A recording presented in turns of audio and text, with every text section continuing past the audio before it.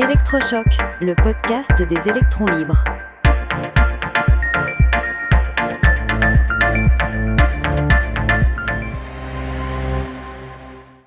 Électroscope numéro 26.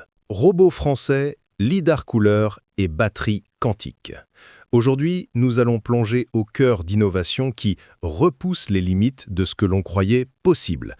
Des avancées qui transforment notre rapport à la machine, à l'énergie et même à la santé. Bonjour Céleste. Bonjour Max. Et oui, le programme est particulièrement exaltant. Nous vivons une époque formidable, où la science-fiction devient peu à peu notre réalité quotidienne. Et pour commencer, j'aimerais qu'on parle de dextérité. Tu sais, cette capacité si humaine à manipuler des objets avec finesse, casser un œuf d'une seule main, émincer une tomate ou même résoudre un Rubik's Cube. Absolument. Jusqu'à présent, c'était le grand point faible de la robotique. Les robots étaient forts, rapides, mais manquaient cruellement de délicatesse. Mais la start-up française Genesis AI vient de changer la donne avec son modèle de fondation, le Gen 26.5. C'est un véritable cerveau artificiel conçu pour donner aux machines une dextérité équivalente à la nôtre. C'est fascinant la méthode qu'ils ont employée. Le grand obstacle, c'était la différence de morphologie entre l'humain et le robot. Pour contourner ça, ils ont créé un écosystème matériel brillant. D'un côté, une main robotique biomimétique et de l'autre, un gant de collecte de données recouvert d'une peau électronique tactile. Exactement. Un opérateur humain enfile ce gant, fait ses tâches quotidiennes et le système enregistre chaque micro-mouvement, chaque pression avec une précision inouïe.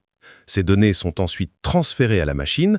Ils sont littéralement en train de numériser le savoir-faire physique humain pour créer la plus grande bibliothèque de compétences au monde. Et ce n'est que la première étape. Ensuite, le modèle s'entraîne dans un simulateur hyper réaliste.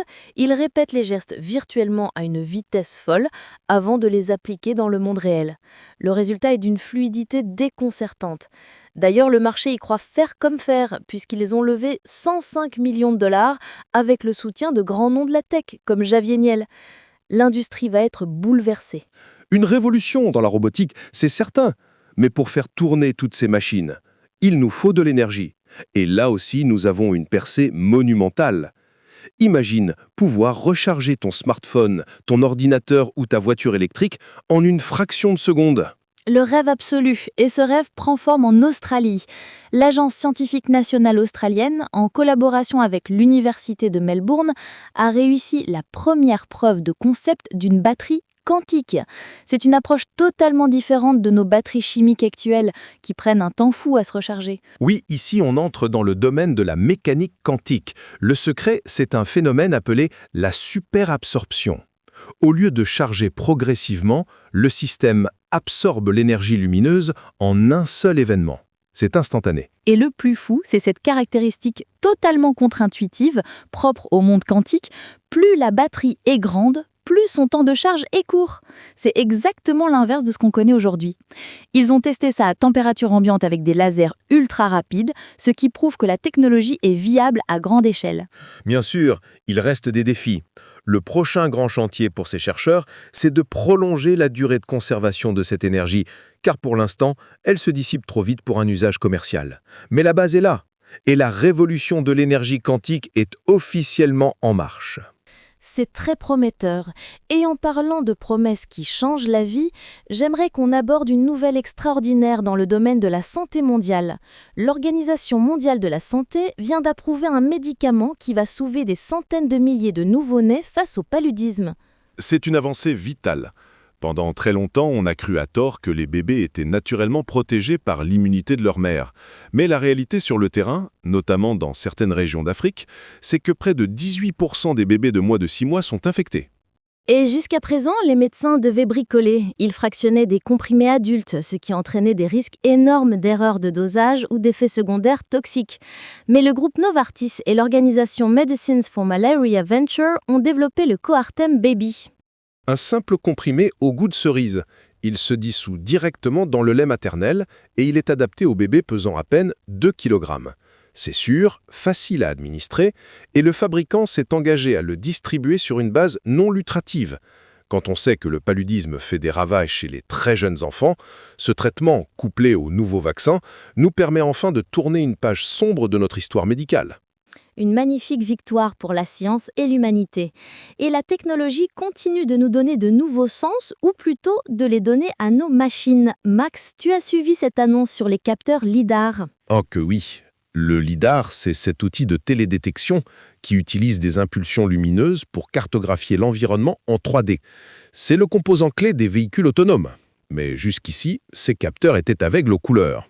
C'était un vrai problème. Pour qu'une voiture autonome comprenne qu'un feu est rouge ou lise un panneau, il fallait croiser les données en 3D du LIDAR avec les images d'une caméra classique. Un processus logiciel lourd, complexe et parfois sujet à des décalages dangereux. Mais l'entreprise américaine Ouster vient de lancer la gamme RE28. C'est le tout premier LIDAR à couleur native au monde. Grâce à une nouvelle chip intégrant la colorimétrie de Fujifilm, chaque point capturé en 3D possède instantanément sa propre couleur. Zéro latence, la machine comprend son environnement immédiatement, même de nuit ou sous des éclairages difficiles. Et en plus, leur modèle phare double la portée de détection pour atteindre 500 mètres. Des géants comme Google ou Volvo prévoient déjà d'adopter cette technologie. Nos routes vont devenir incroyablement plus sûres. La vue des machines s'améliore, mais qu'en est-il de l'odorat ? C'est la dernière innovation dont nous voulions parler aujourd'hui. Une pépite de la deep tech française, Nanose, a mis au point un nez électronique dopé à l'intelligence artificielle. C'est bluffant. Imagine une puce si minuscule qu'elle tient dans un smartphone. Contrairement aux détecteurs de gaz classiques qui sonnent bêtement quand un seuil après change, générant plein de fausses alertes, ce système crée une véritable signature olfactive dynamique. L'intelligence artificielle embarquée analyse des signaux thermiques et électriques très complexes pour isoler un gaz spécifique, même au milieu d'un environnement très pollué. Les applications sont infinies.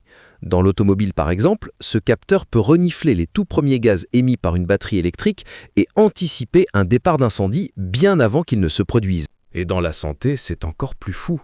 Ce nez électronique peut analyser notre haleine pour y détecter des biomarqueurs et il est capable de diagnostiquer de manière précoce et totalement non invasive des maladies comme le diabète ou même le cancer du poumon.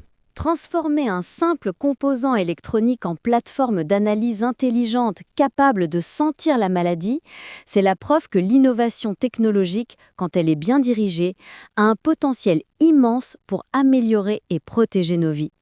Un bel optimisme pour conclure notre discussion d'aujourd'hui. Des robots adroits, des batteries quantiques fulgurantes, des traitements vitaux pour les nourrissons, des voitures qui voient en couleur et des puces qui sentent la maladie. L'avenir s'annonce résolument brillant. Merci Céleste pour cet échange.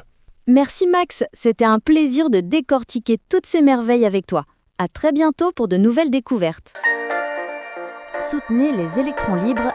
Abonnez-vous sur lel.media.